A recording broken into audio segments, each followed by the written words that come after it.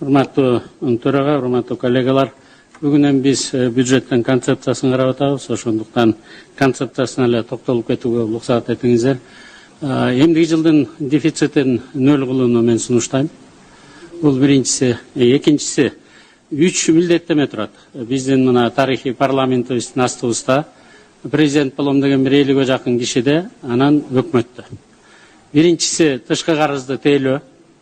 Тилекке каршы биздин болгон президенттерибиздин баары карыздын эсебинен гана элди багып келген. Экономиканы карабай коюшкан, контрабандага жолдун баарын ачкан, укук коргоо органдарынын айрым кызматкерлери, фискалдык кызматкерлер салык чогулткандын ордуна контрабанданын эсебинен жашап, жана ошолор өркүндөп келе берген да. Мына Алмаз Шайшенович 3 миллиард 740 миллион доллар алды.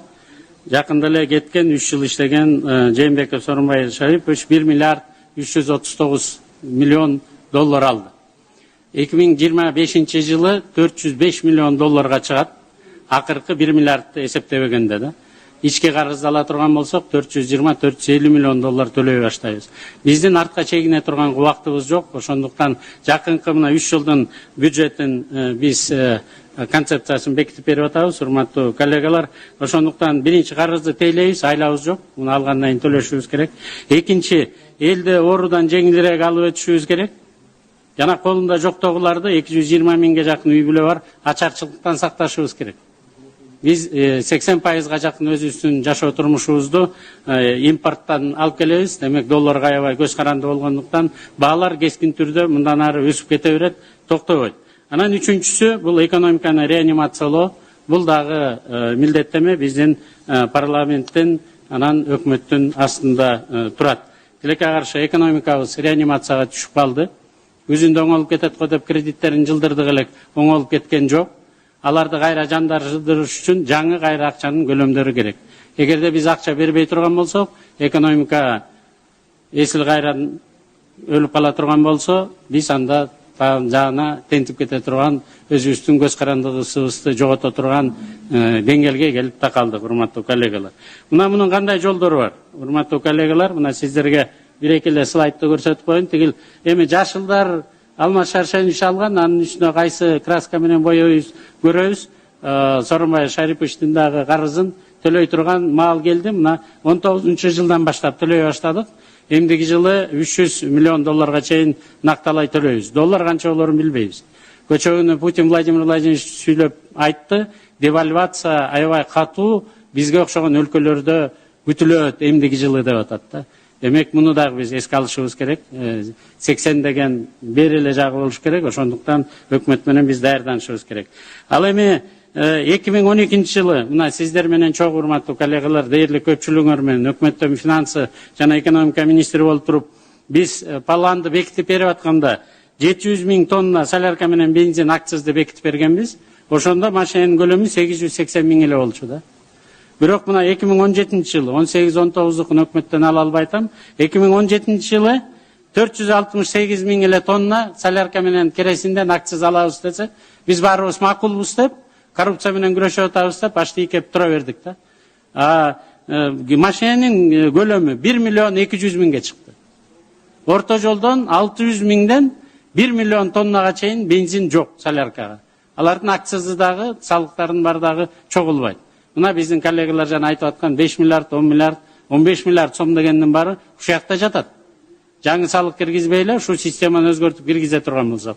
Мына Артем Эдуардович 1 декабрдан баштап баарын киргизем деп атат. Сразу көрөбүз, ал жерден табабыз акчаны дагы.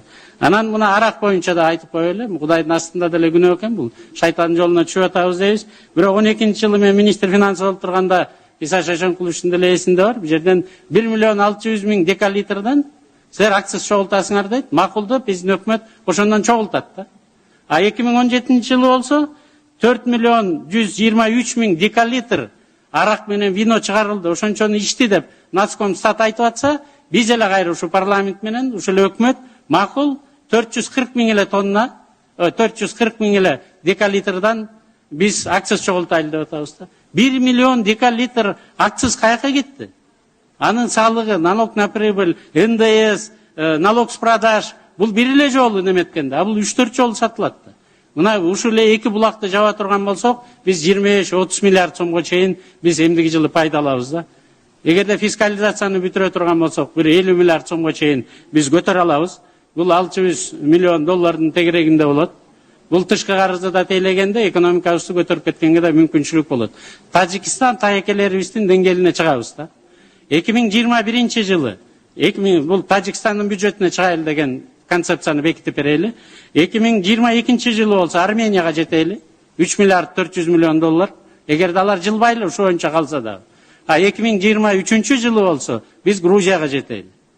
6 миллиард долларга чыгарсак, мына ошондон кийин мен ойлоп атам, революция дагы азаят, токтойт. Биз көз карандысыбызды дагы сактайбыз, мындан ары астага жылып кетебиз. Анын үчүн кандай милдеттемелерди коюшубуз керек?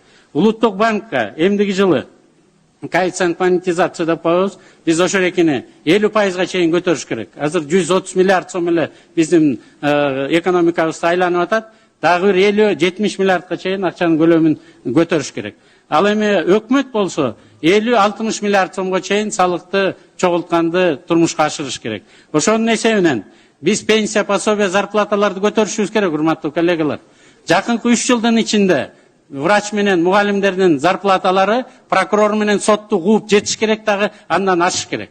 Ага чейин биз мындай иш аракетти кылбасак, бир да мугалим, бир да врач азыр бизде калбай калат. Ошон үчүн эмдиги жылы 50%га булардын зарплаталарын көтөрүшүбүз керек. Ал эми пособие алып аткандардыкын болсо 100%га чейин көтөрүшүбүз керек. Колунда жоктогулар тамак ашты сатып алат, жана өтпөй аткан иттин баарын сатып алат. 1 мүнөт.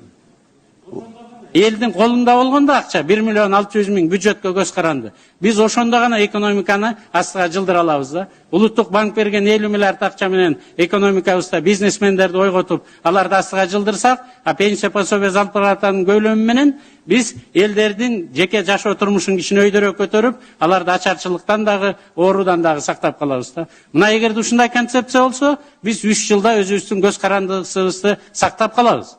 А жок, азыркы менен эле кете беребиз десек, анда бул өкмөт кайра кийин жаңы президент келсе биз жаңы болобуз деп алар да эптеп-септеп жүрө берет. Ушундай концепцияны сиздер менен чогуу бекитип берүүңүздөрдү өтүнүп кетет.